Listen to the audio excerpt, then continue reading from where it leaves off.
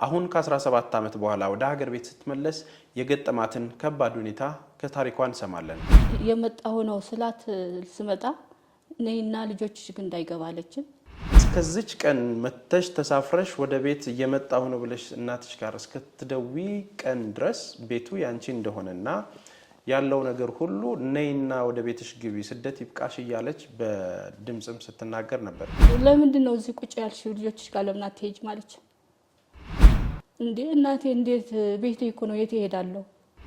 አይ ቤት የለሽም ይመቼ ላክሽበት እኮ 17 ዓመት እኮ ህይወት እኮ አይደለም የነበርኩት። ደከመኝ በቃ።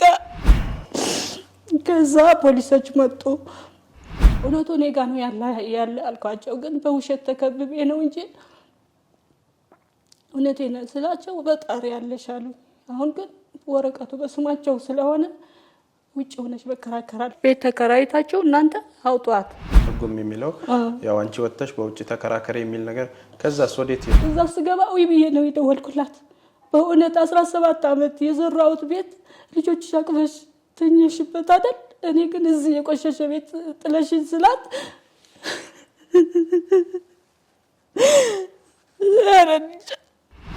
ቤቱ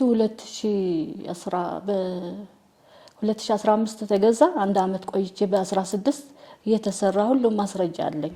እንትን የተደረገ የነበረው አይዞሽ እያሉ የነበሩት እህቶች ወይ ወንድሞቼ ሁሉም ኢድና ጓንት ነው የሆነብኝ። በቃ ጨነቀኝ። ለምንድን ነው ግን እንደዚህ ክፉ ሊሆኑ የቻሉት? ወንድሞችሽ እህቶችሽ ምናምን